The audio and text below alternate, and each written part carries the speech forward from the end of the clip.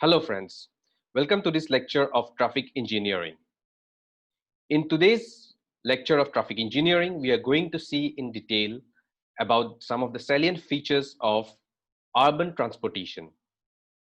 So dear friends, we are going to see what is leading to the growth of urbanization. What is happening when there is urbanization? There is an increased growth in the motor transportation. What are the challenges that we are facing due to the increased growth of the motor transportation? Is there any challenge, or are we adequately able to handle the growth of transportation needs in the urban areas? We are going to see about transportation economics, about the demand and supply management of transportation, urban transportation specifically. We are going to focus also on the level of service.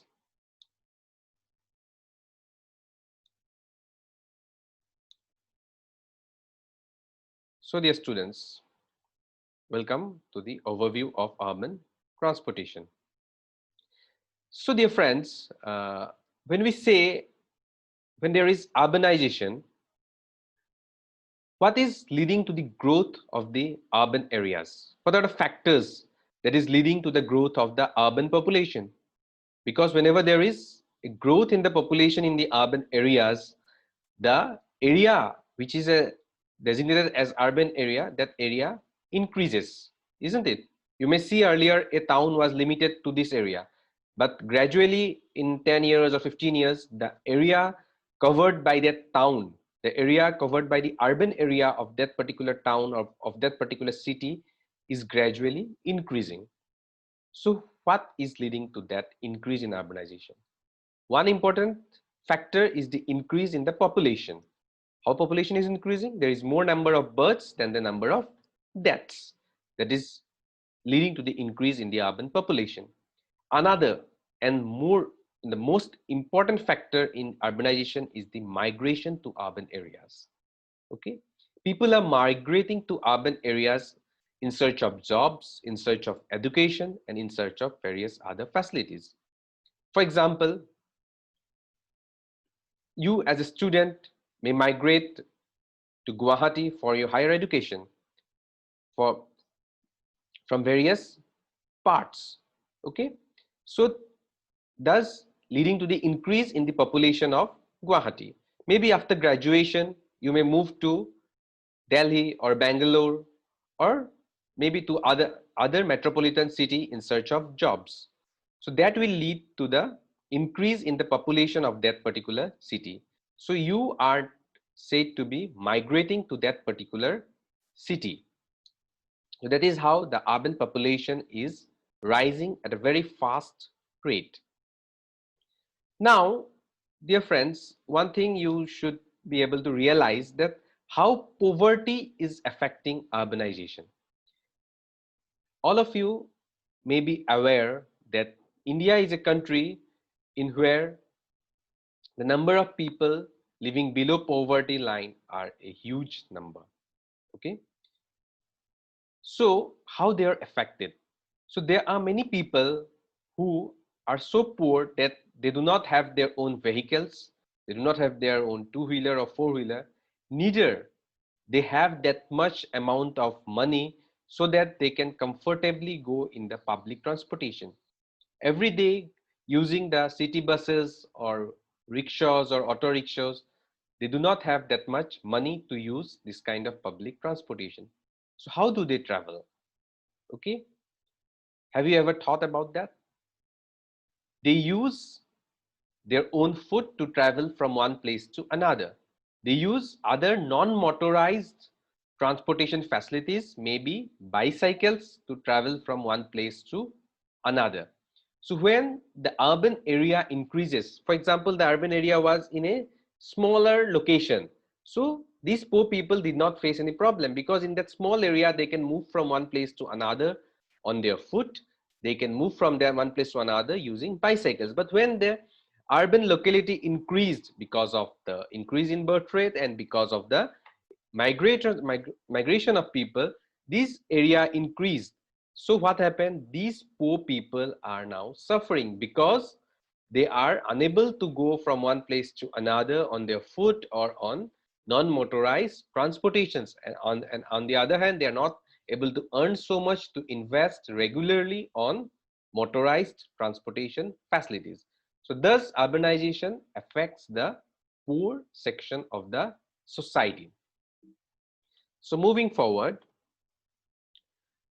how is urbanization related to motorization? So see, when there will be urbanization, there will be a increase in the middle class, higher class people in that particular locality. Why? Because with urbanization, there will be increased amount of jobs, offices will be coming up, lots of business possibilities will be gaining importance.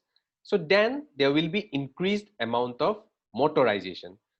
Okay, the basic problem is not the number of vehicles in the country, but their concentration in a few selected cities. It is observed that the amount of vehicles that is concentrated mainly in few selected cities of our country. Where it is, what cities are those? These are the metropolitan cities. These are the most advanced and urbanized cities. Okay, if you go by data, it is, we can say that 35% of the total vehicles in the country are plying in the metropolitan cities alone, which constitute just around 11% of the total population. So 11% of the population are using 35% of the vehicles. So these leading to the requirement of transportation facilities. More transportation requirements are there, because when there are more vehicles on the road, you will need transportation facilities. You will need proper planning for that. You will need proper roads. You will need proper intersections, isn't it? So moving forward, let us discuss something about road accidents. See, urbanization leading to motorization, more amount of motorization leading to road accidents also. Okay, when there is less vehicles, maybe there will be less accidents, but when there are more vehicles, there will be more probability of traffic crashes. So what are the factors, what are the reasons that contribute to the road crashes, that contribute to the traffic crashes? There are three important factors. One is the road itself, next is the driver, and the third is the vehicle. Number one is the road. If the engineers, if the contractors are not responsible enough to construct good roads, if the engineers are corrupted, if the contractors are corrupted and they are not constructing roads adequately with proper design manner, then that will obviously be leading to road accidents. You have read about various calculations of designs of geometric design of roads, like for example super elevations, extra widening, summit curves, valley curves. If those calculations are not adequately followed, what will be the result? The result will be the life of another person in road crashes. Second important thing is the driver. If the driver is not driving properly, so what is leading to more number of inadequate drivers in the roads of India? Because we see that there is very less amount of driver training in our country. There is a great amount of irresponsibility in the licensing procedures that is being followed. Anyone who applies for traffic licenses, vehicle licenses, is able to obtain the license by spending some amount of money.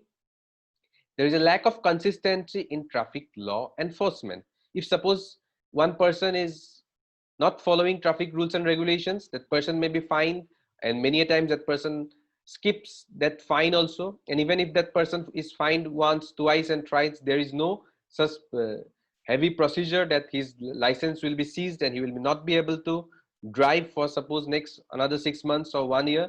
So we do not have such kind of rules and regulations. Even if we have some rules, these are not adequately followed in many parts of the country, leading to unsafe driving behaviors. And another important factor leading to road accidents is the unsafe vehicles.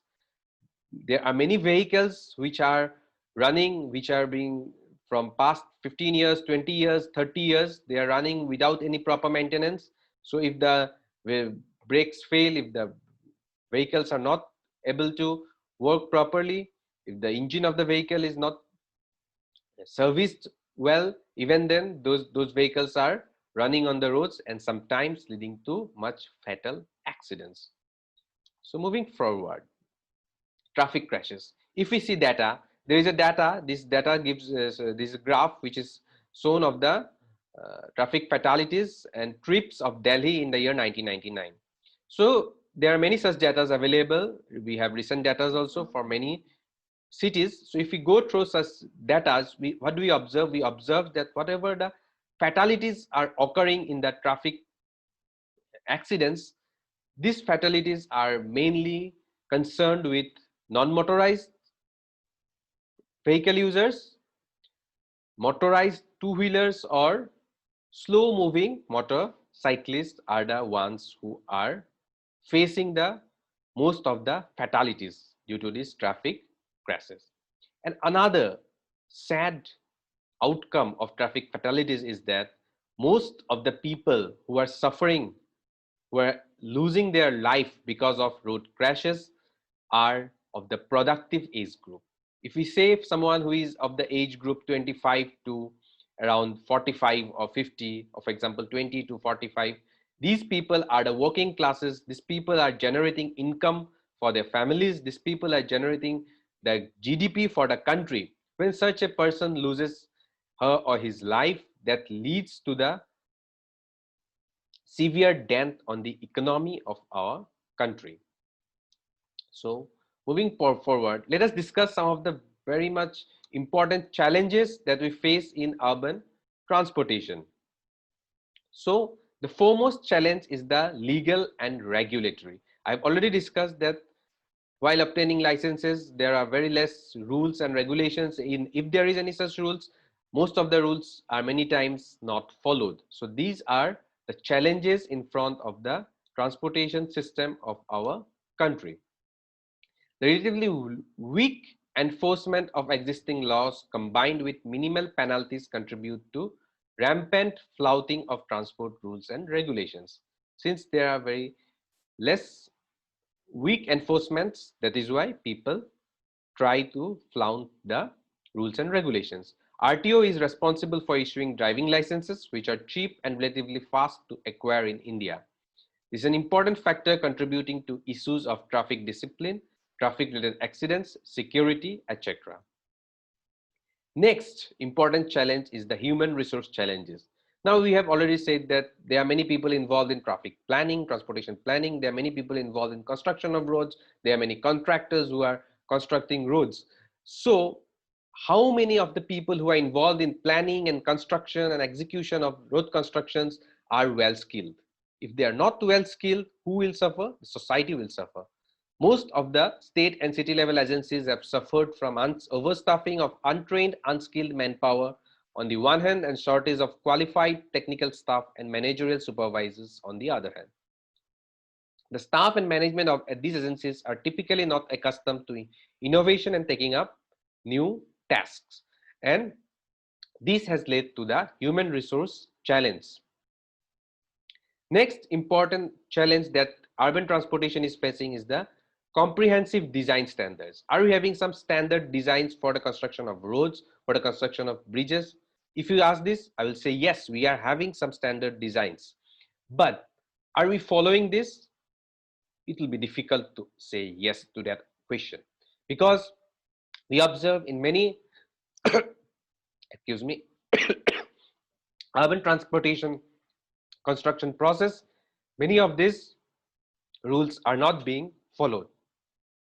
The Indian Road Congress has been the nodal agency that sets design guidelines and technical standards for construction of roads and bridges. A critical feature is that IRC codes are not adhered to for urban road development. They are not mandatory for municipalities. As a result, most urban roads are neither well designed and nor are the standards well implemented. So, we have observed that Indian Road Congress is a nodal body which is responsible for the setting the design guidelines, but the design guidelines set by the IRC are not being followed in many cases, due to which the roads that are coming up are not adequate. Okay, so moving forward, see, we will discuss briefly about transportation modeling. So there are various ways of transportation modeling, but the most prevalent and the most efficient way of transportation modeling is the mathematical modeling. Now, what is a mathematical model? A mathematical model is the most common type when, with the help of variables, parameters, and equations, one could represent highly complex relations. We've already discussed about traffic volume, traffic flow, traffic density, and traffic speed. So when we model using all these parameters and when we simplify the complex situations using variables, parameters, and equations, that is nothing but the mathematical modeling. We also study about transportation supply and demand. The transportation supply and demand is similar to whatever we study supply and demand in economics. These are the fundamental to economic theory and widely applied in transport economics. The demand and supply curve as a function of cost and intersection is then plotted in the equilibrium point. We can observe in the curve shown here that the red line shows the supply and the green line shows demand. Okay, the intersection point of demand and supply is the equilibrium. One important factor that contributes to traffic engineering is the level of service. Now, for example, you are traveling from point A to point B in your own vehicle. So if I ask you what is the level of service of the highway or of the road, how will you measure that level of service? You will use various parameters to measure the level of service. For example, the time taken to move from point A to point B. For example, the comfort that you had while traveling from point A to point B. Whether there were jerks while traveling from point A to point B. Whether you faced any loss of time due to delay in movement in some intersections. All these factors will lead to the level of service, and the level of service is a qualitative measure based on various factors. The best level of service is designated as level of service A, and it goes through A from A to B, C, D, E, and F. F is the worst scale of level of service. So I hope the concepts of urban transportation is quite clear. What are the challenges is clear. Travel, demand, and supply is clear. Level of service is clear. So this was what we had to discuss about the urban transportation. We had already discussed in the previous class about the 4-step transportation modeling. So I would suggest all of you to go through the previous lectures and understand clearly about the 4-step transport modeling. We have, if we say chronologically, we have trip generation, trip distribution, modal split, and trip assignment. These are the 4-step transportation modeling process. We already know very well that in trip generation, we calculate the number of trips generated from one particular zone. In trip distribution, we allocate the traffic across various zones. Modal split, we decide the mode used by a particular vehicle or for a particular transportation process. And in trip assignment or traffic assignment or route assignment, we decide the route taken by a particular commuter to travel from point A to point B or from point A to whatever point he is traveling to. Now, for these different processes, for these different steps, also we have different mathematical modeling examples. Okay, we will see in detail in the upcoming classes, but I will just name some of the models that we use. We use multiple linear regression analysis model for trip generation. We use gravity model for trip distribution. We use all or nothing model for traffic assignment. Okay, so I hope that the concept of urban transportation is quite clear. With this, we would like to conclude for this session. Thank you.